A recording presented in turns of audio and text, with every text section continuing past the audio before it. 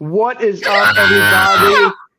And welcome to episode number 39 of the Talking ATL Hawks podcast.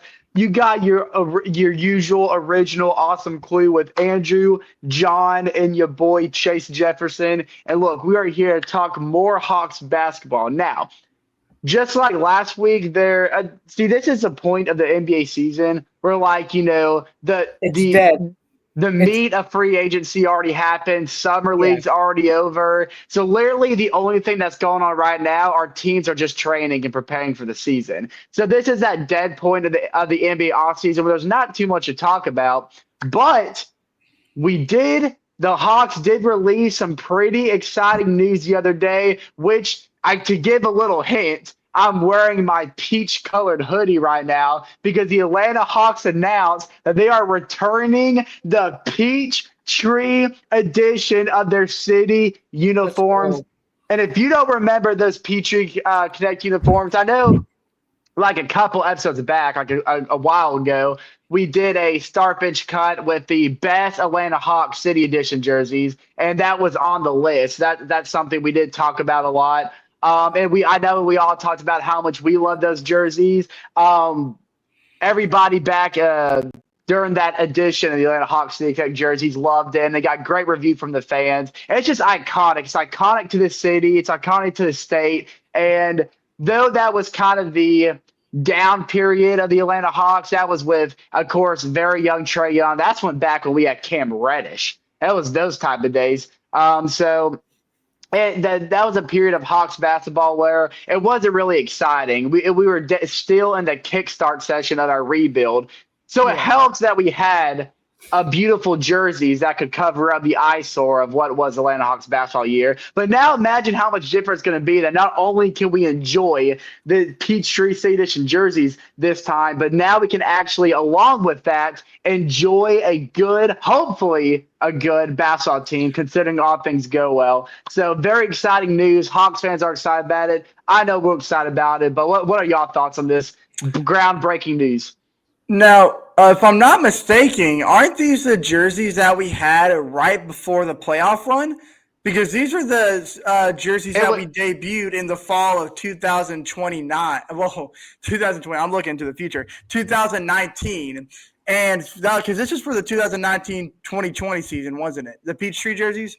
I believe so. It was. Let's see. It was back with Trae Young, Cam Reddish, Kevin Huerter. Like Trae Young. So if I'm not mistaken, I think 2019-20 season was when we first debuted these jerseys. Yeah. The year afterwards would have been the year where we made the Eastern Conference Finals. So this is like, right? No, because the year after that was the bubble year. That was the bubble year. The year after was bubble year. Okay, that's right. I'm getting my timeline a little mixed up. Okay, so yeah. No, wait, what are we talking about? That is the year, though. Yeah, because we're getting it all wrong. 2019-20 NBA season was the bubble season because that's when they canceled the season halfway through. Yeah. Finished it later in the year and did the bubble. The year after was when they had no crowd during the regular season. I remember the Hawks and Knicks basketball game was the first basketball game to have a full crowd because Madison Square Garden was the first NBA team to release 100% capacity, and it was during the playoff game against the Atlanta Hawks. You are right. Not a full crowd because the only limitation they had to those games was there had to be a couple rows separating the fans and the players blocked off because they didn't want any of the players close to the fans. Right. So it was like 95. It was like 90 to 95 capacity, which is still pretty much sold out. Yeah. But so I guess I was right. Okay, sorry. I know we went down that little rabbit trail. I just had to make sure I was getting my facts right before I moved on. But yeah, so these are the jerseys that we debuted right at the brink of where the Hawks would reach their peak with Trae Young. So far, we're hoping that we're going to obviously surpass that peak this season with this newly built roster. But for those who don't really remember these jerseys, I'll pull up an image for you guys here in a minute. So these are like, those black uniforms that features the word Peachtree across the chest. And the thing that I really like about it is it has the same font from the team's jerseys between 2015 and 2020. So think Neon Hawks jersey era, that font, but in Peachtree colors. And it looks absolutely beautiful. That was honestly my favorite font that we had. Oh, yeah. Honestly. 100%.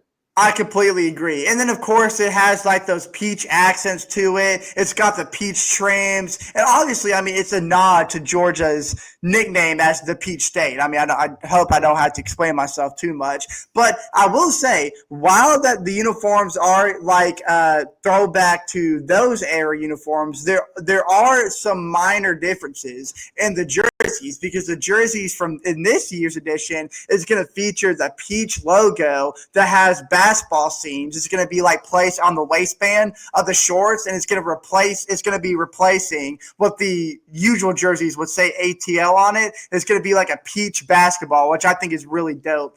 And just so you guys know, it's not just the Atlanta Hawks that are going back on some like older City Connect jerseys, because the theme, because, you know, of course, every single year the NBA teams try to venture out and go grasp some brand new, never seen before City kind of Connect jersey designs. But I really liked what the NBA got together and did this year, because instead of going out and making new jerseys for this season, the NBA is making this a City Edition remix year, where every team gets to select a throwback City Edition jersey to bring back for this season. So, of course, if you've been looking like across the NBA's Instagram page, they've been revealing which teams are bringing back which jerseys, and it's pretty much all of everybody's favorite City Connect jerseys from their respective teams. So basically what I'm saying is expect a lot of beautiful jersey matchups for this upcoming season,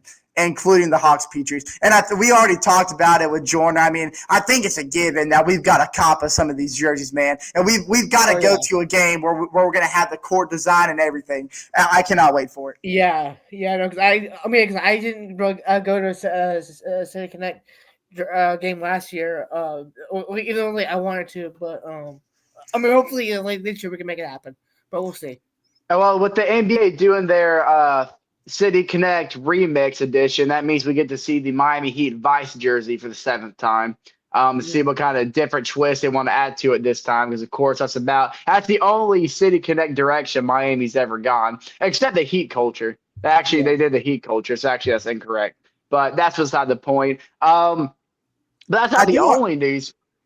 Well, really quick before you get into that, I do want to just kind of showcase so don't get it confused with these right here, because I actually did kind of forget about these right here. Yeah. That was the second edition. These are like the updated version of our Peach jerseys. Now, while these are very clean, these aren't the ones that we're bringing back. It's these bad boys right here, which I personally like these better than this one anyways. Yeah. But, yeah, just take a look at this beauty right here, man. I'm talking about both Trae Young and the jersey, obviously. Oh, yeah. So this is what I was talking about. You see where it says ATL right here? Yeah. So instead of having ATL, it's going to be like a peach basketball. So that's. Why are you pointing at Trae Young's schlong? Like, what are you talking about? But can you zoom in, Andrew? Can you zoom in? I'm not. Can you zoom in? I'm not. Can you zoom in some more? Not. Yes, you are. Unfortunately, Google's child protected, so they're not going to let me zoom in any further. Unfortunately.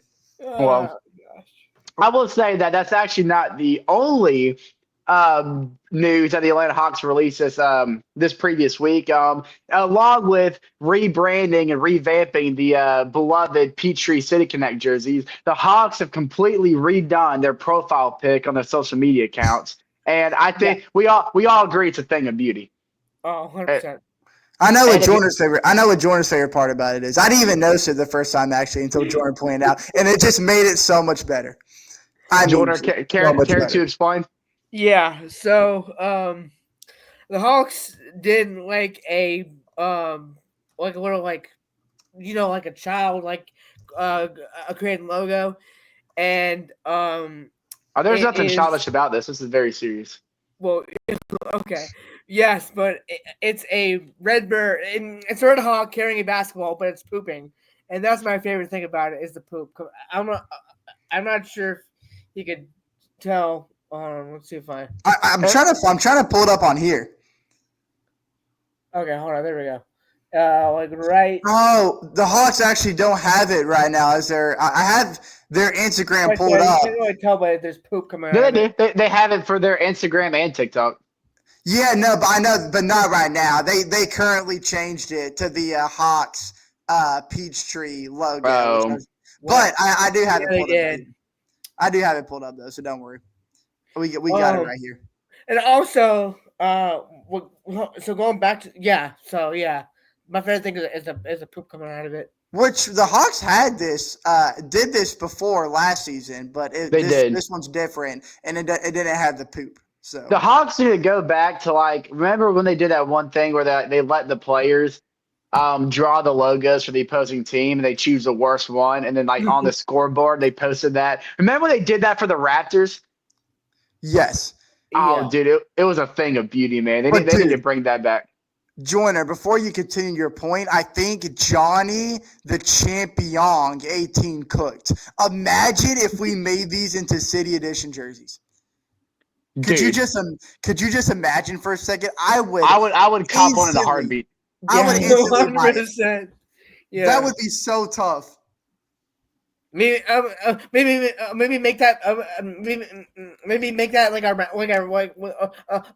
mascot for the actual games playing in. Dude. Make the logo like that, like the mascot. Just have Harry take a break. Dude, and then imagine that logo on center court, dude. That's what I'm like. Instead of Trae Young from the logo, it's gonna be Trae Young from the bird poop. That would be so tough.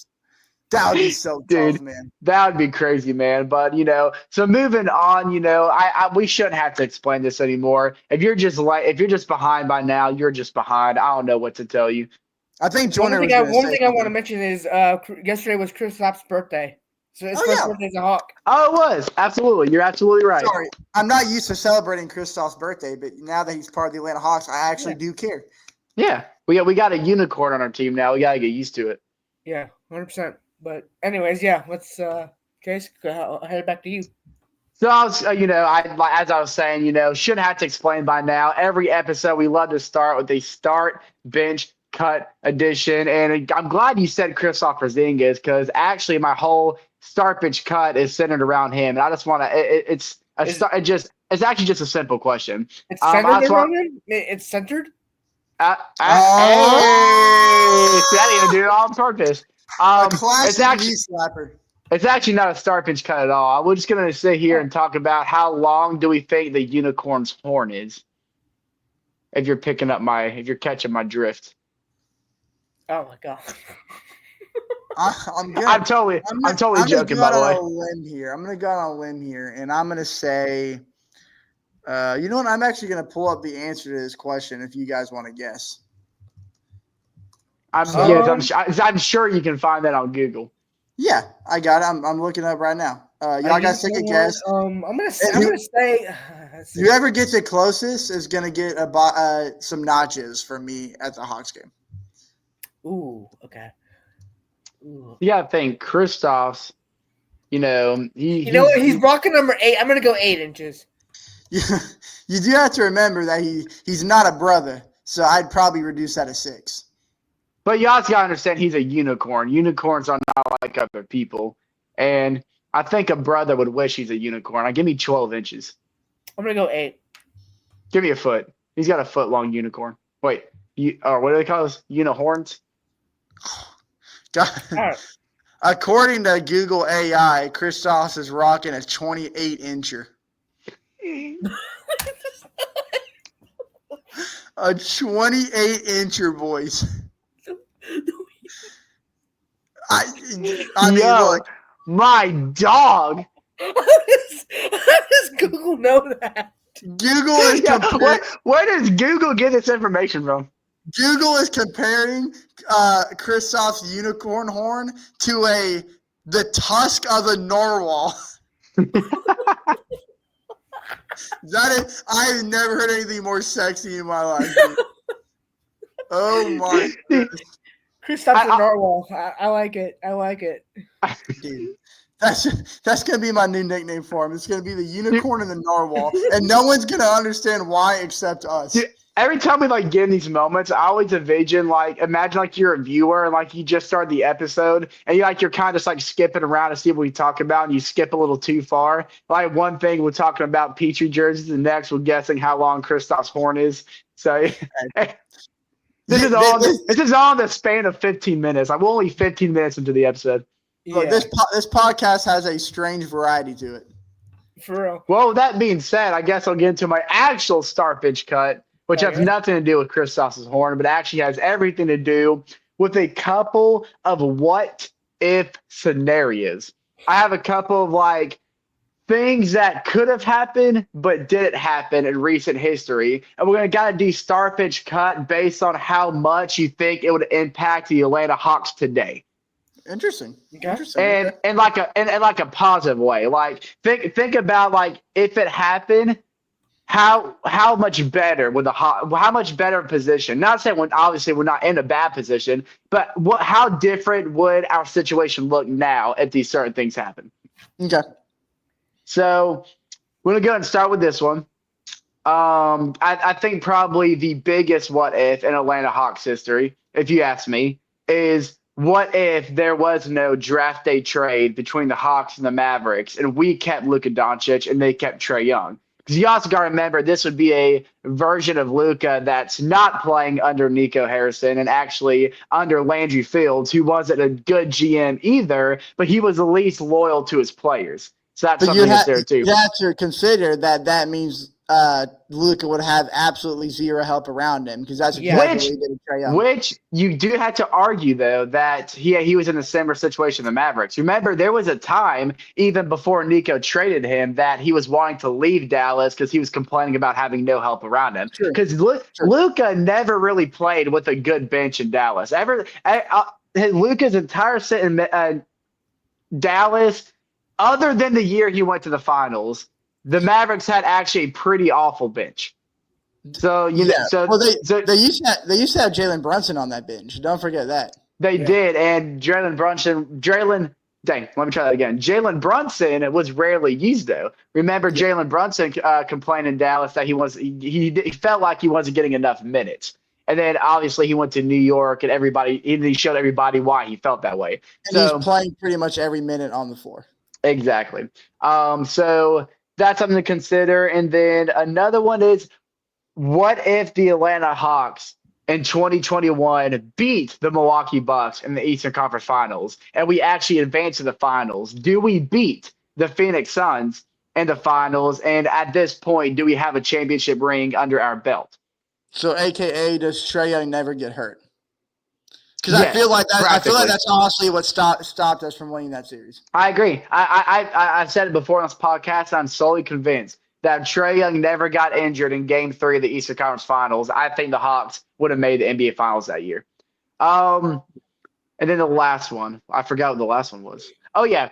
Last one. What if Mike Budenholzer never left Atlanta and he did exactly what everybody thought he was going to do, and he makes the Atlanta Hawks the San Antonio Spurs of the Eastern Conference?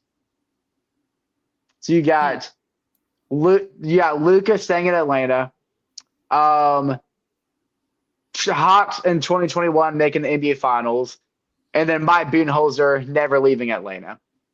Starfish cut based on which scenario do you think would have had the most positive impact on the Atlanta Hawks today? I'm gonna let Joyner go first here. Ooh. To be honest, I don't even have mine yet. I'm working on mine. It's tough. This is a tough one though. Yeah, it is. I'm gonna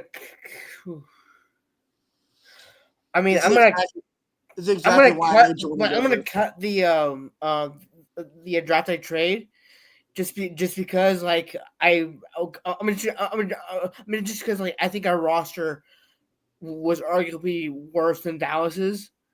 And from a coaching perspective as well, like you got to think about coaching perspective as well. Like very true. I forget even who the who was the Mavericks head coach? Who was it? This wasn't when Jason Kidd was coaching the. Jason Kidd's still the coach.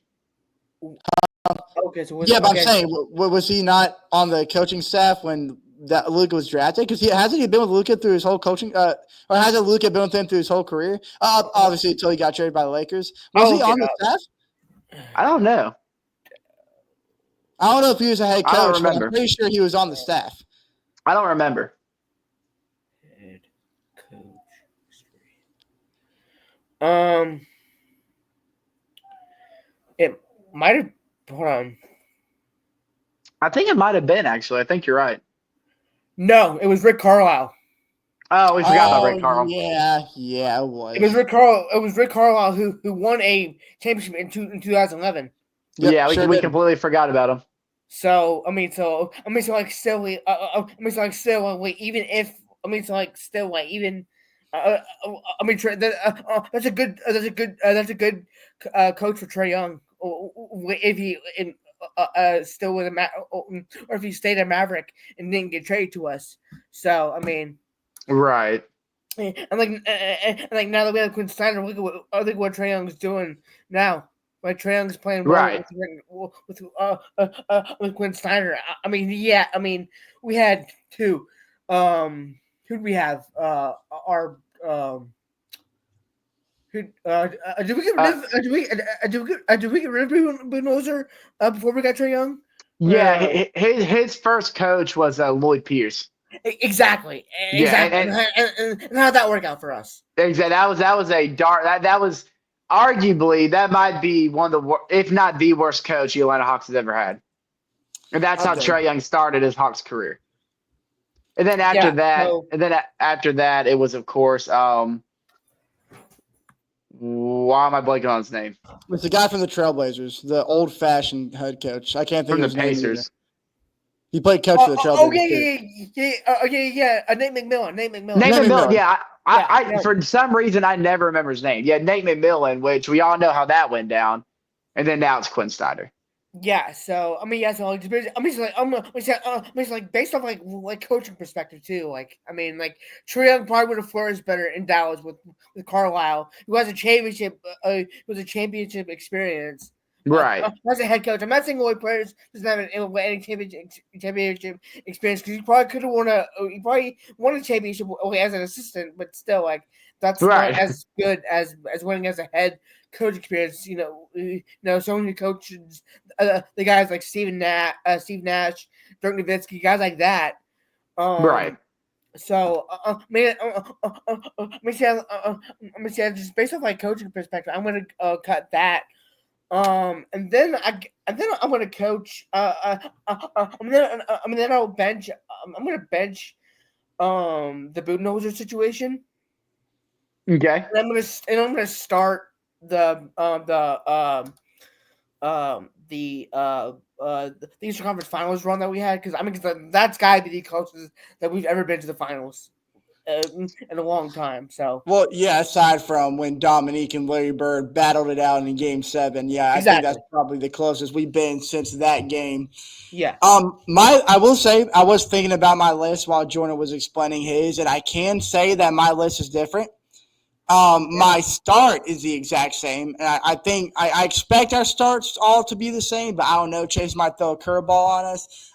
Easily the most would have been the most impactful outcome out of all of those scenarios. You got to think about it because you're asking if the Hawks, win the Eastern Conference Finals, will we beat the Phoenix Suns? Well, even if we lose to the Phoenix Suns, there's something a lot different than winning the Eastern Conference Finals to just coming close. Because just winning the Eastern Conference Finals will do a lot for your franchise, and that will become the biggest attraction for offseason moves. Because just think about who the Hawks might have gotten that next offseason solely because we made the NBA Finals, and so many of the NBA stars who were free agents that year, I can't list them off the top of my head, would have wanted to jump on the train and help the Hawks make that extra push. Because if you think about it, that's exactly what happened to the I was going to say New York Knicks, but the New York Knicks never made the finals. But they were close. They made the Eastern Conference Finals, so I guess it's not the same because it'd be the exact same thing as the Hawks not making the finals. But regardless, just to add to my point, So let's just take it for face value, Hawks versus Suns. Now, I'm not going to sit here and say that wasn't a good Suns roster because it most definitely was. It was led by a led by Devin Booker, but the playmaker was one of the best veteran point guards we still have in our league to date, and that's Chris Paul. And that was even before Chris Paul's game really started hitting a decline because that's after he came off that tenure he had in Oklahoma City. Then he went to Houston, and then he found himself in Phoenix, but he was playing some ridiculously good ball in both OKC and Houston, and he translated that to his first year in Phoenix, which is when they made the finals. And then, of course, they had young DeAndre Ayton. Probably the best version of DeAndre Ayton was on the team. Of course, they had Devin Booker, but the one thing that they lacked was a bench. That's been their forefront problem, main reason for them losing the NBA Finals, and that's been the biggest problem for them ever since. And I think they had Mikal Bridges on that team too, if I'm not mistaken. But I might have to. Yes, they did. That was okay. I think that was the year before the Kevin Durant trade, I want to say. Probably, or maybe 2 years before. I can't really remember. Yeah, something like that. But yeah, so if you match those two teams up, in my opinion, the Hawks bench that year. I mean, I don't even have to say the bench. I could just say one name, and that just stopped the conversation right now. Playoff Lou Williams coming off the bench made a tremendous difference, and that is something that the Suns did not have because once the Suns stars were off the court, it was just a bunch of role players trying to make momentum swings happen. Lou Williams, obviously we had other great pieces on the bench, but you could put Lou Williams right there, and he would do enough to elevate our bench over the Suns. So just based off bench matchups alone, the Hawks had such a big upper hand. And, of course, that's still the best version of Trae Young we have ever seen today. John Collins, the peak of his game. I mean, their connection was unmatched. The defense, and so that was the last good interior defensive team we've seen the Atlanta Hawks have because ever since then it's been downhill. And we didn't have to worry about rebounds because we were out rebounding guys like Joel Embiid and Giannis Antetokounmpo. So we had reboundings down to a T. So if you're asking me, Chase, if we beat the Bucks in the Eastern Conference Finals, absolutely we are 2021 NBA champions.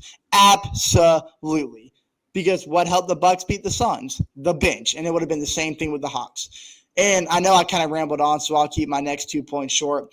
I'm going to bench. Unlike Joyner, I'm actually going to bench the Luka draft trade scenario because I do like Joyner's point. He did almost persuade me to change mine, but I am going to keep it the same because I think because you told us to list this based on positive impact.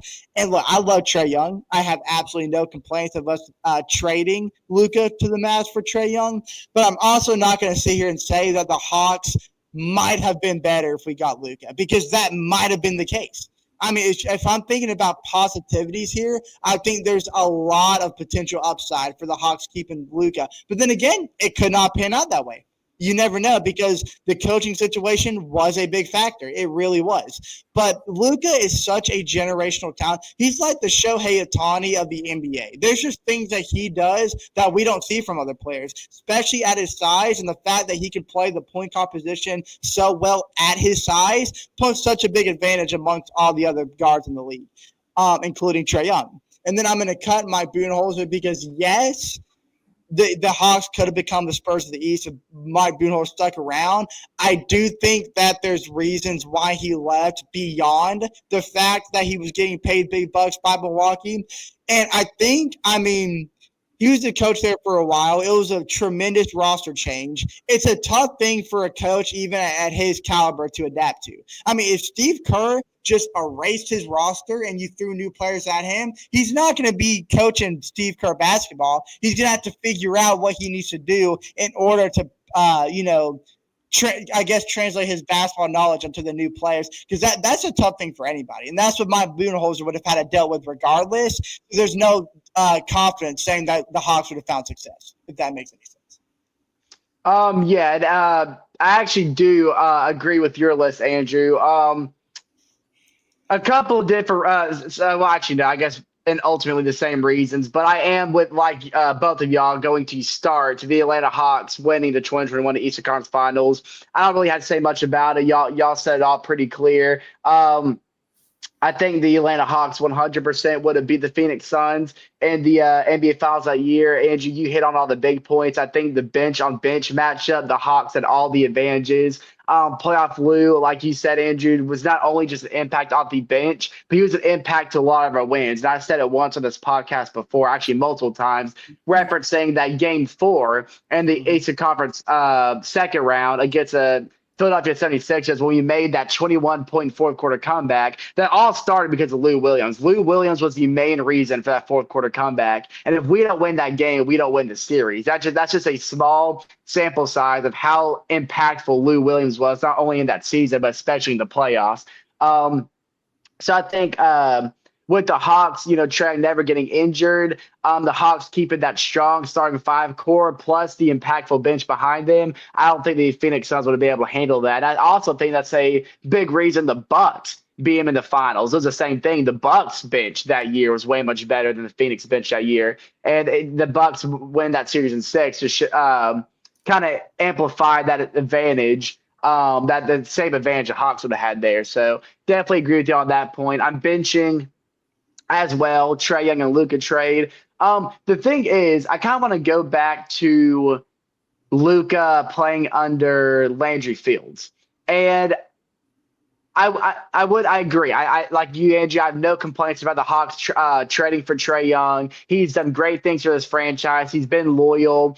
It's unfortunate that Landry Fields refused to put any impactful pieces around him a lot sooner anyway. And that we had to get a new GM in place for him to really listen to Trae Young. But Luka would have gone through the same thing.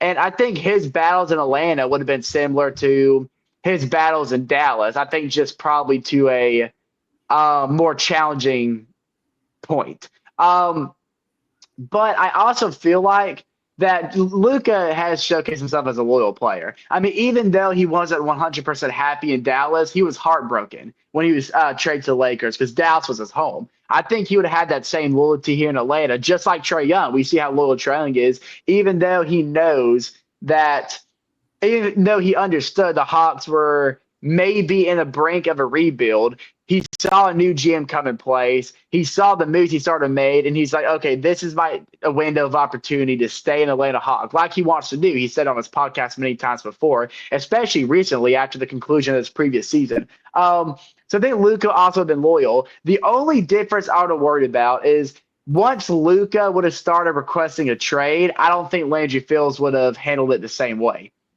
I would feel like that Landry Fields I'm sorry, I said that wrong. I think Landry Fields probably would have handled it the same way. And I think he would have traded Luka too. Because you also have to remember that that was neat. Because it was the year before the Mavericks made the finals is when Luka started complaining about not having key pieces around him, and heading into the season, it was actually that season that he got Kyrie Irving, but that's all he got. His bench didn't get better, but the Mavericks still made the finals. They lost 7-5. But if he was in Atlanta and he started requesting a trade, I don't think Landry Fields could have went out and got him a Kyrie Irving or anything to match that level help to that matter. And I think it would have. I don't say DeJounte Murray.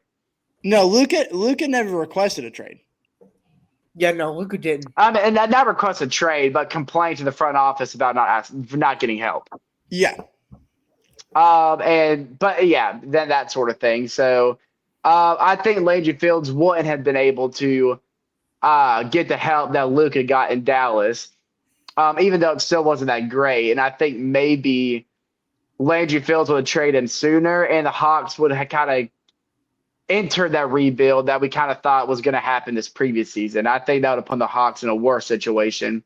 So I'm benching that, and I'm going to cut Mike Budenholzer only because I feel like the biggest reason I feel like Mike Budenholzer left Atlanta was because he had back-to-back seasons with he had a 60-win season and then a successful season right after, and both concluded with a sweep by LeBron James and Cleveland Cavaliers. And I feel like after that, that's when the front office started looking towards the direction of a rebuild. I think that's what made Mike Budenholzer leave. I think he didn't want to go through another rebuild transition. And like you said, Milwaukee was offering him a lot of money to go coach a championship contending team.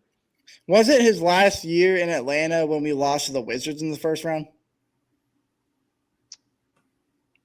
Because Dwight Howard Hawks was the last year he coached in Atlanta, and we lost to the Wizards in the first round. Right. So yeah, it would have been the year after that. Yeah.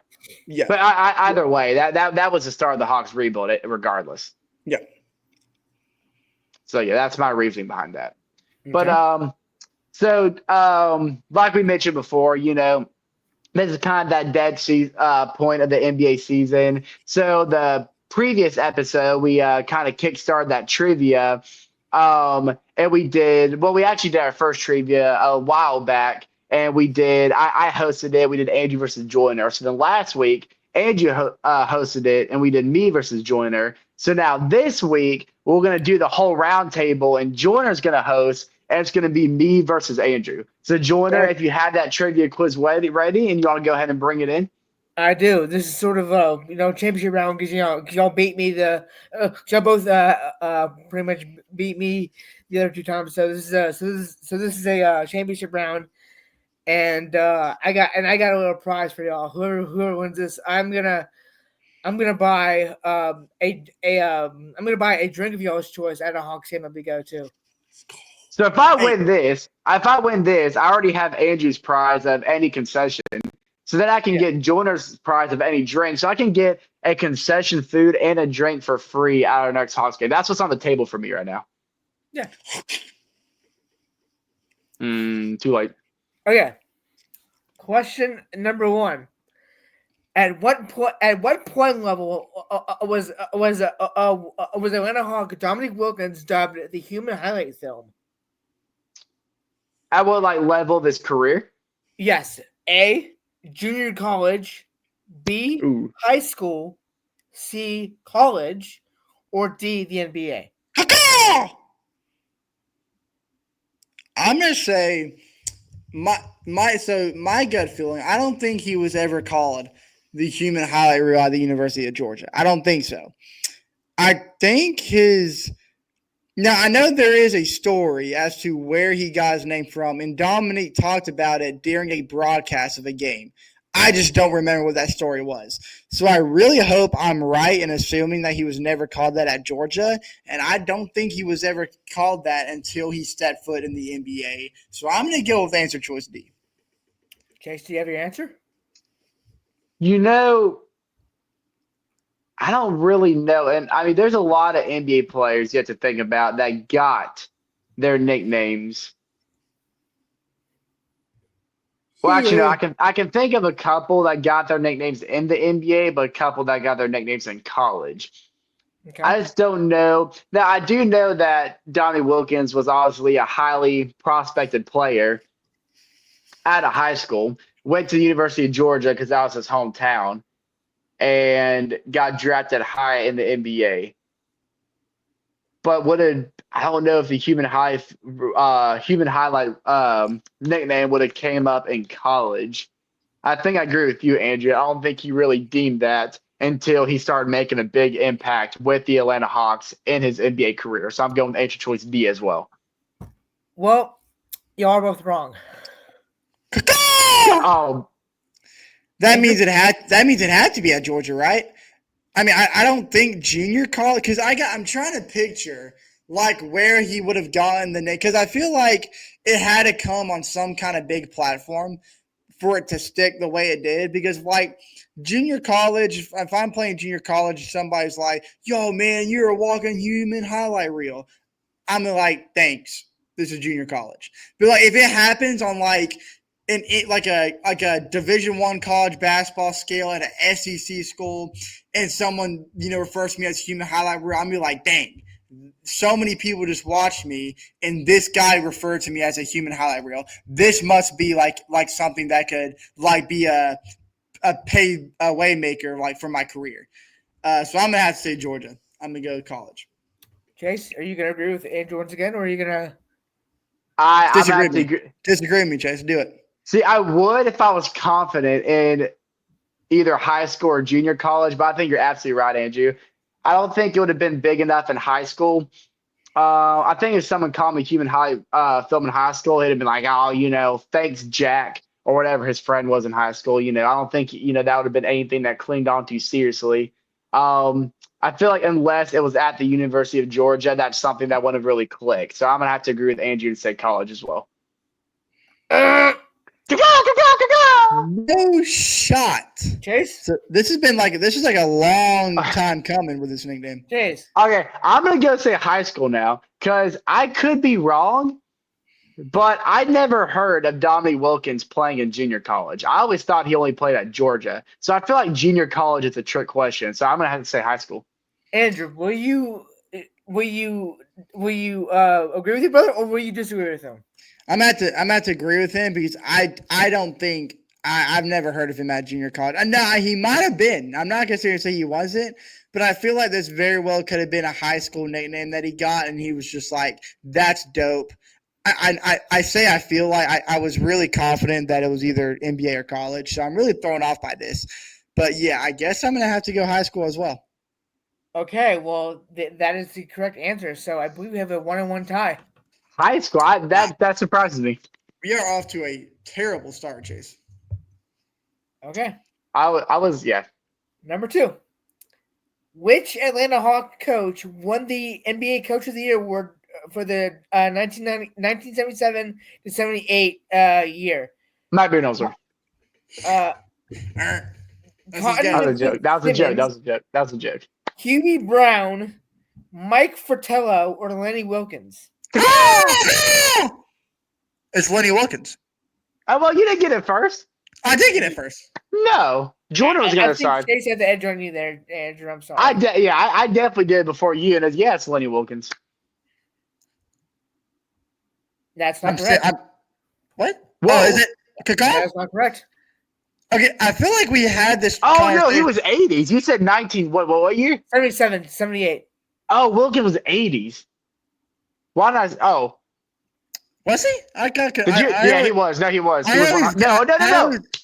Was he he early 90s? Was he early 2000s? Who was the early 2000s No, coach? he was not 2000s. I don't know. I can't remember. Was it Hubie Brown? That's my guess. Is that your answer? Chase, what's your guess? I'm gonna go Hubie Brown. Jordan looked a little excited when you said that. Is that so your answer? That's gonna be my answer too. Okay, that's correct. Hubie Brown. I was really hoping Chase would follow me along there. I gotta learn how to keep a straight face. I knew it was a Simmons or the other guy. I really thought it was Lenny Wilkins though. Okay. Yeah, I'm pretty sure he's 80s. I should have guessed that. So should we have a 2-2 tie? 2-2 tie. Okay. Number 3. Which Atlanta Hawk was third in the NBA in assists in 1986 through 87? Spud Webb, Doc Rivers, Armand Hill, or Eddie Johnson? Chase? I know Doc Rivers in his time in Atlanta was a assist machine. So I'm going to say Doc Rivers. I'm actually going to disagree with you, Chase, because Doc Rivers, before Trae Young came along, was the Hawks' all-time assist leader. So I'm going to assume that Doc Rivers is probably first on the team. Hey, you know, he said third in the NBA, not third in the Atlanta Hawks. Oh, I think he said, did you say third in the NBA? I might say third in the NBA in assists in 1986. What? I'm stupid. Wait. Which Atlanta Hawk was third in the NBA in assists in 1986 through 87? And it was Spud Webb, Doc Rivers, Eddie Johnson. Those Spud Webb, Doc Rivers, Eddie Johnson, Armand Hill. I'm gonna say I feel like the obvious or the popular answer would be Doc Rivers because he was the all-time assist leader before Trae Young. I feel like there's a year though where Spud Webb, because he was also a good playmaker and his size, he had to dish it out a lot. So I'm going to say that Spud Webb probably did have a year where he just took over the NBA in assists. I like you being bold, Andrew. So what's your answer? Is it Spud Webb or Doc Rivers? Because you kind of I'm going Spud. Okay. Chase? Doc Rivers. We have a lead. One of y'all was wrong. And the right answer is Mr. Chase. Doc Rivers. Yeah, I mean it's the obvious choice. I just really thought I'd branch out there. I shouldn't have said anything and let you keep believing that he said third in the Atlanta Hawks. Yeah, because I would have definitely gone someone else other than Doc Rivers. Yeah, you screwed up there, Chase, but you still got you didn't go Doc Rivers either way, so it didn't really affect anything. Yeah, Okay. no. Number 4. We are now at 3-2, I believe. Yeah. 3-2 Chase. Yep. Wait, no. Yeah, 3-2 Chase. Yeah. Okay. Number 4. From which team did the Atlanta Hawks acquire Dominique Wilkins? The Chicago Bulls, the Golden State Warriors, the Utah Jazz, or the Portland Trailblazers? I heard Andrew first. Let's go. This was wait, what were the first two choices? I know it was the Jazz and the Trailblazers. What did you say the first two were? The Bulls or the Warriors? Golden State Warriors, to be precise. This was the Warriors, right? I feel like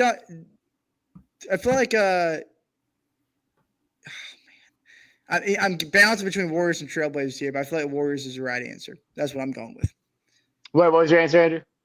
Warriors. He said the Warriors. I was choosing between the Warriors and Trailblazers, but I think it's the Warriors. I could totally be making this up, but I for some reason I feel like I remember a time last year when the Hawks were playing at Golden State, that awful game where the Hawks had one of the worst shooting performances ever. I think there was a time in that broadcast that Dominique Wilkins was talking about his time in Golden State, or Bob Rathbun brought up that he played for Golden State or something.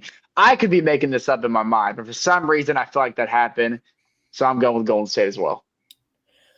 Well, you could have been right about him playing for Golden State, but we did not acquire him. We did not acquire him from Golden State. So. Chase. Okay, now I know it's not. I know it's not the Bulls because he never played with Michael Jordan. Okay. I don't think it was the Jazz either. I think it's gonna be Portland. That was gonna be my next guess, anyways, because I was bouncing between the Warriors and Portland, so I am gonna go Portland. Okay, it's not Portland either. Who's here first? This is massive. This is massive. Because I think we both know the right answer. No, I'm gonna use Andrew again because I got you last time, so I'm gonna use Andrew. I guess it doesn't matter if we both just pick the same thing. Except for Utah. Yeah, I'm thinking it's Utah. I'm thinking it's Utah because he never played with Jordan. So Chase, you're up 4-3. Okay. I could have sworn he played for the Warriors, guys. He probably we should get him from Golden State. I think I made that up. Probably so. Because I think other than Atlanta, the only team he played for was Boston. Okay. Next question. Which Atlanta Hawk was named the NBA's most improved player for the 1997 through 98 season? Allen Henderson, John Barry, LaFonso Ellis, and Grant Long. Caca! Okay. Well, can you go through the answer choices one more time? John Barry, LaFonso Ellis, Grant Long, Allen Henderson. I want to say LaFonso Ellis. Andrew? But to be honest, I really don't know. Who's the first one? I'm sorry. I cannot find any current questions. These are all these are fine. No, these are fine. I like the historic questions. It's testing my history on Hawks basketball. What was the first answer choice? It's Allen Henderson, John Barry, LaFonso Ellis, and Grant Long.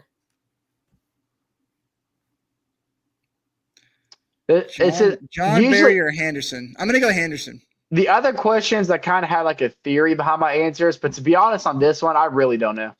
I'm gonna go Henderson. Andrew, you have tied things up with your brother. No shot. So it's 4-4 now. 4-4, baby. We are cooking, baby. 4-4, I think. No, I think it's 4. I think it's 4-4. Yeah. Yeah, 4-4. Yeah. Okay. Number 6. In what season did the Hawks have their first 50-win season in Atlanta. The 1989-1990 season, the 1969-1970 season, the 1979-1980 season, or the 1999-2000 season. Go! Andrew? I'm going to answer choice A here. Okay. Chase? I'm gonna go answer choice D. D or B? D. 99 to 2000. Y'all are both wrong. Go! Andrew? I heard you first. I'm going to go B. I'm going to go B, and if Chase is not a pansy, he's going to go C. Okay. You know, I was also gonna go answer. Wait, what was answer B? Answer B was 1969 to 1970. Oh, I got it flip-flopped. I meant to say C then, so I'm actually going to switch mine to C. But what was C? C is 1979 to 1980. I think it's B. And you're going C, Andrew? Yep. If I just flipped from the right answer to the wrong, I'm gonna be so mad. That is not what you did. You got it right. Dang it, man. I was thinking that would have been like Pistol Pete days. I was thinking maybe that's when the Atlanta Hawks got their first 50-win season, but obviously that was incorrect. Okay, this is a very interesting question. Which band was originally named Mookie Blaylock after the man who became an Atlanta Hawk in 1992? I swear this is a Hawks question. What band was originally Mookie Blaylock? Yes. 9 Inch Nails, Nirvana, REM, or Pearl Jam? Caw! I don't think it's Nirvana or REM because I'm quite familiar with both those bands, and I never heard anything about them originally be called Mookie Blaylock. So it was 9 Inch Nails, and what was D? Pearl Jam. Never heard of any of those. 9 Inch Nails is a pretty dope name. I feel like that's something they would have always been. Pearl Jam, but why would they go from Mookie Blaylock to Pearl Jam? I feel like that's something they would do. Okay. I really don't know. I'm basically just going off a process of elimination. I don't think it's Nirvana REM. So I'm just gonna between A or D, I'm just gonna say Pearl Jam was originally Mookie Blaylock. Andrew, I'm gonna say 9 Inch Nails because that's such an upgrade in name that they'd be like, yeah, we're not gonna be Mookie Blaylock anymore. We're just gonna be 9 Inch Nails. And because Pearl Jam, like that's such a downgrade. Why would you downgrade from? It is a downgrade, but Mookie Blaylock and 9 Inch Nails, I feel like it's a transition that doesn't make sense. I could see him going from like Mookie Blaylock to like a subtle we'll Pearl Jam. Like something kind of like low. There's got to be more of a rich story to it. If you're gonna change your band's name, there's got to be a rich story, and there's most definitely a reason they're called 9 Inch Nails. Well, maybe they're like Mookie Blaylock, he's out in Atlanta making a name for himself. Maybe we should make our own name. Let's be Pearl Jam. If that's what they came up with, then no wonder nobody's heard of this band. Well, Pearl Jam was the correct answer. Let's go, baby. Let's go. And you know what? Just for kicks. So what are you saying? I'm sorry. I believe Andrew's up still by one, or is it tied? It's 5-5 now. Okay. Andrew, just for kicks and giggles, and I'm gonna laugh if I'm right. I want you to look up right now why they changed their name to Pearl Jam. Okay. Why did Mookie Bay? Why did the band Mookie Blaylock change their name to Pearl Jam? Pearl Jam. Okay. Pearl Jam was originally named Mookie Blaylock after the NBA player, but changed their name to avoid legal issues. Is that basically what I just said? The name Pearl Jam was inspired by a combination of influences, including guitarist Stone Gossard's great-grandmother Pearl and her jam recipe, and the band's love for Neil Young's improvisational jam style. The band also liked the word pearl itself, associating it with something precious and unique. See, look, precious and unique. They didn't want to get a lawsuit.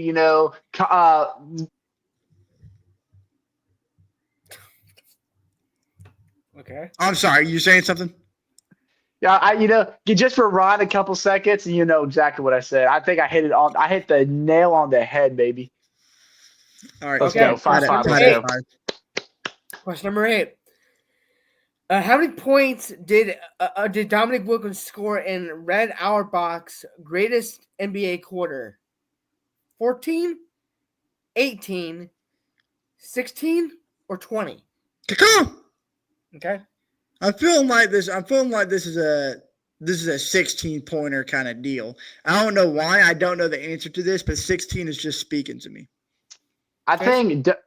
think Donnie Wilkins was definitely the type of guy that scored 20 points in a quarter one time. So I think it's 20 points. And someone's taking the lead again. Chase, you have the lead. Let's go, baby. Dominique, baby. Look, world's greatest quarter. That had to be a 20-point banger. Yeah, you're right. I was kind of thinking that like the NBA 16's was definitely happened before.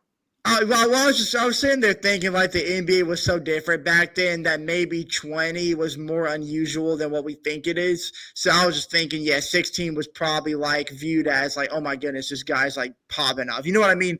Like obviously a 16-point quarter in today's game is still great, but I feel like that just held so much more weight back in that time. So that's why I didn't want to go 20 because I thought that was kind of bait. But Well, you're wrong. turns out I was wrong.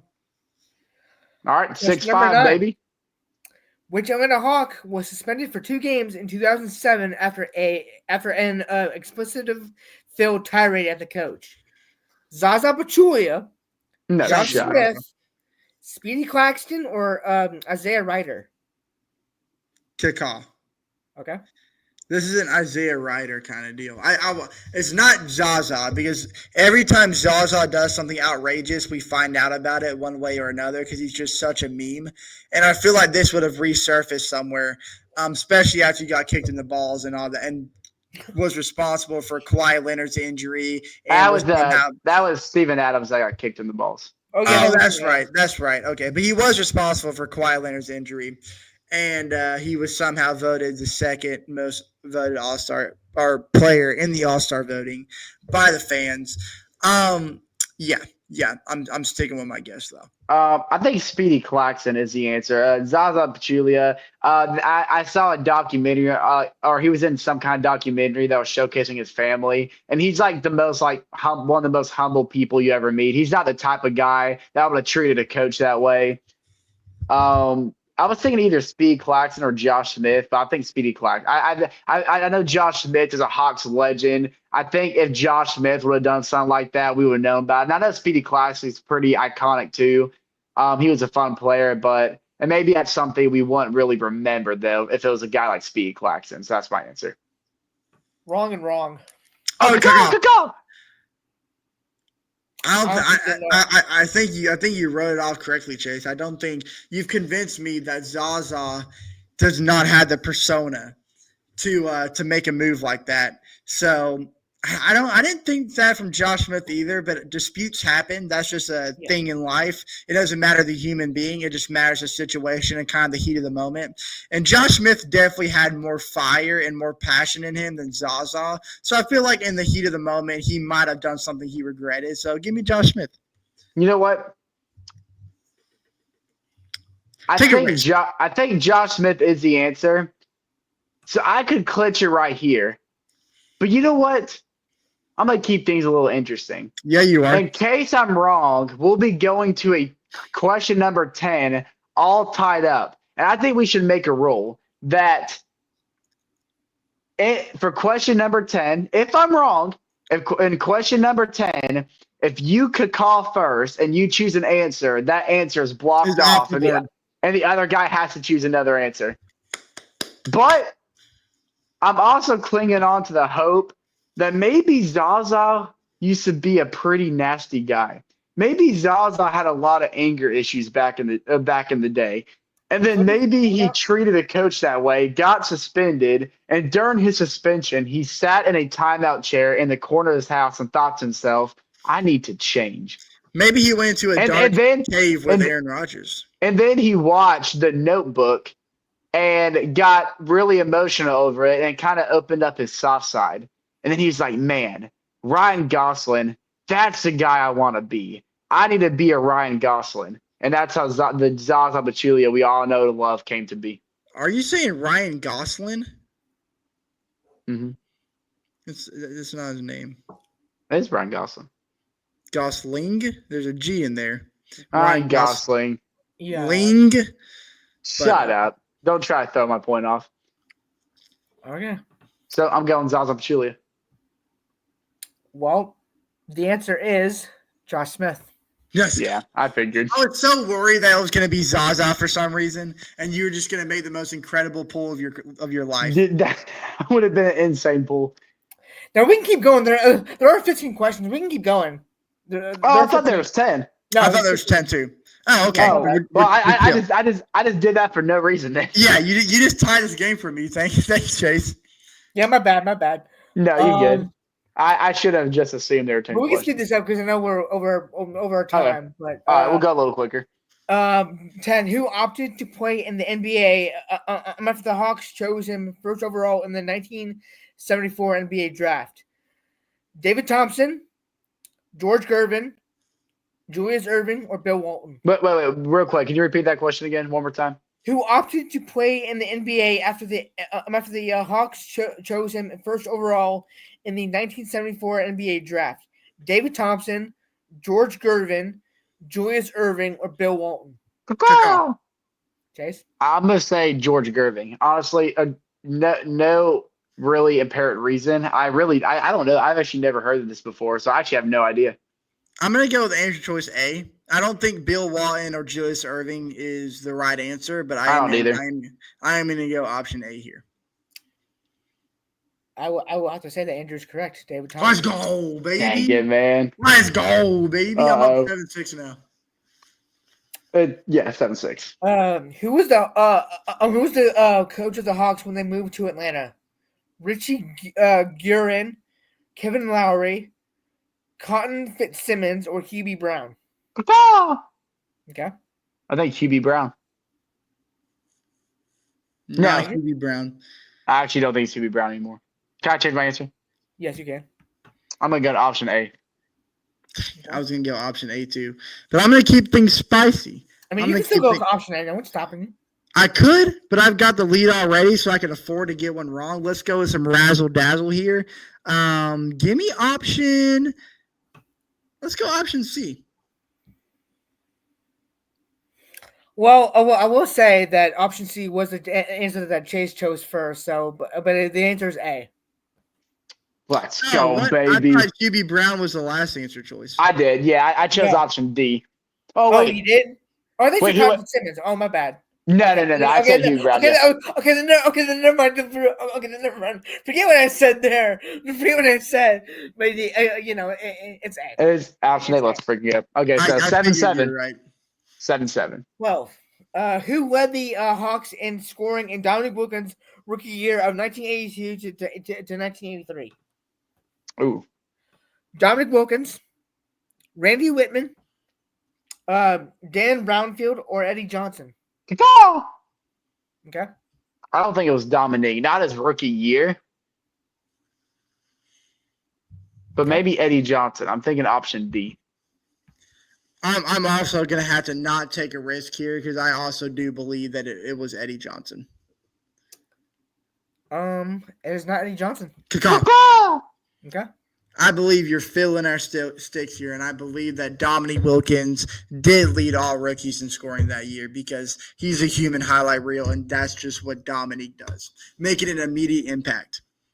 Chase?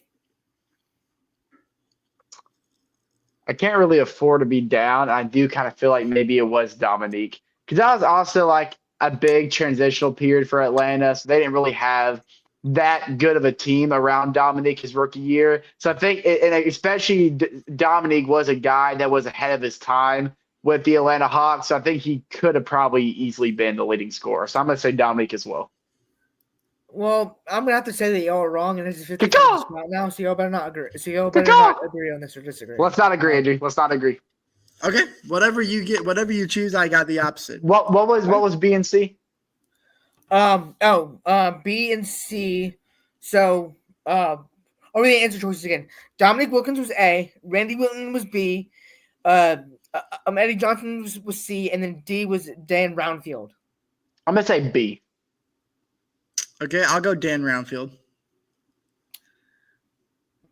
Chase, you are wrong. Let's go! No Give shot. me the lead, baby. Dan Brownfield. 8-7 now. Crap. 13. So after leading the Atlanta Hawks in 1987 to 88 in rebounds, who missed the next season with a broken foot? Oh, Moses Malone, that sounds like John the Hawks now. Consack, Cliff Livingston, or Kevin Willis? Kaka. Okay. This is Cliff Livingston's foot that we're talking about here. I'm gonna say answer number A. Y'all are wrong. Go. Okay. What were the other ones? You said A and C? Yeah. Okay, so it's John Consack and Kevin Willis. John Consack definitely broke his foot. I have the lead, so I do have the affordability to go different here, but I'm not going to do that. I'm going to play some strategy here, No and for shot. good reason, because I do think you're right, Chase. What if I were to tell you that y'all are wrong? Go. Well, we'll both be I got on to the same. Yeah. It's coming. Yeah, so If I didn't play my stupid strategy, I could be up by 2 right now. yeah. All right. I just need to stop overthinking, man. But hold on, Andrew. You still have a chance to go up here because we're on question 14 now. It's 9-8. I'm still up right now. Andrew's up 9-8 now. Yeah, we have it still. 2 more questions left. It's question 14. We still have one more question after 14. If I want to win, I have to get these next 2 right. Yep.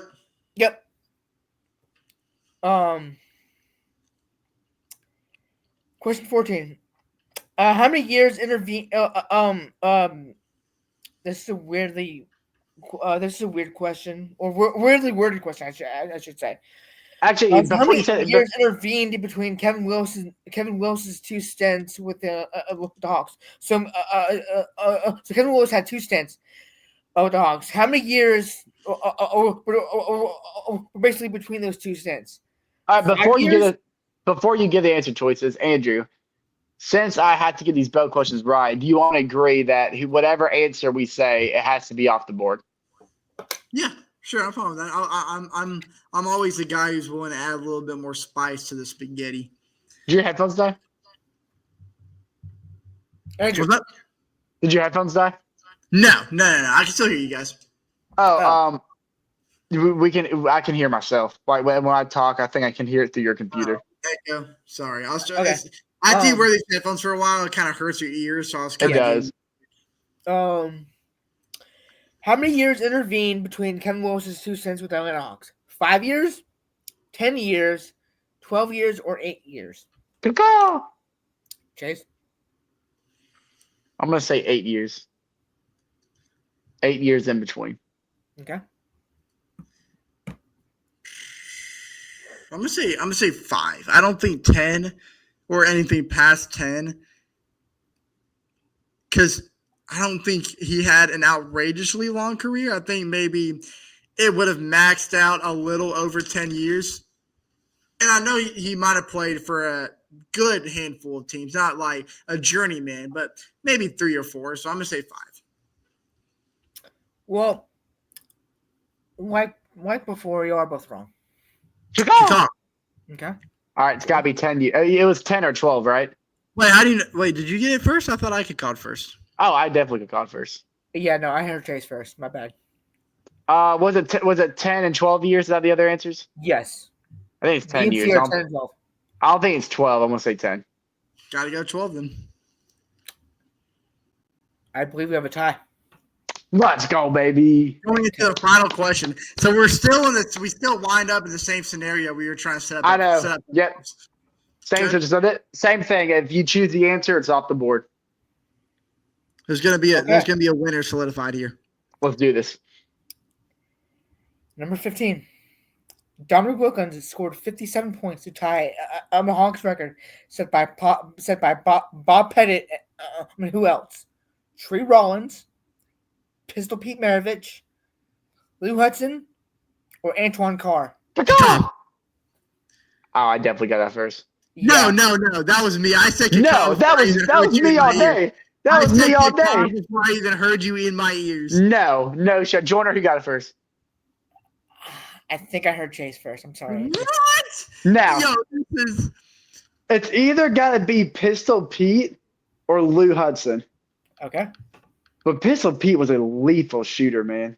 Lou Hudson was crazy. Oh, dude, I don't know. I don't know between Pistol Pete and Lou Hudson. I really don't know. Then why don't you could call? Do Do you want to let Andrew go first? I think I know who it is. I think it's Pistol Pete Maravich. Okay, good, because I think it's Lou Hudson. So it would have been different either way. Okay. Joyner? We have a winner. And I'm sorry, but Chase, you are not getting 2 free items. No, I should have said Lou Hudson. Let's go. I should have said Lou Hudson. Andrew, you are the winner today. Dang, and you get a man. free drink of your choice by my expense. All right, dang. I should have said Lou Hudson. I knew it. Congratulations. I knew it was either Lou Hudson or Pistol Pete. I just took a 50-50 guess. All right. Well, that was fun. That was fun. I gotta. So, if I'm not mistaken, I think Andrew won 2 of the trivias and I won 1. Because I remember doing you and John's trivia. John almost made like one of the craziest comebacks of. No, he did. No. Hold on. No. Or did he not? I didn't. No. I still lost. I lost. Oh, okay, but you almost made one of the craziest comebacks ever. Yeah. I do remember that. So we all got our next round of trivia. So that'd be the conclusion of this episode. Now for next week, we're still gonna be in that dead period. So either something crazy happens that gets you do like a Hog Sporkle quiz. That's actually kind of what I was gonna say. I was gonna say really? if like nothing happens and we're in another dead period, I say like maybe Agent can pull up like a Hawks quiz or something like that that we can all do together. Yeah, so sure. I'm actually me and Jordan were on the same wavelength there. So great mind thinks so. Exactly. So either way, whatever happens this week, we will have something planned for y'all. But that being said, thank y'all for tuning in to episode number 39. Next week will be the big 4-0 for the Talkin ATL Hawks podcast. But for Andrew, John, and myself, we will see y'all next time.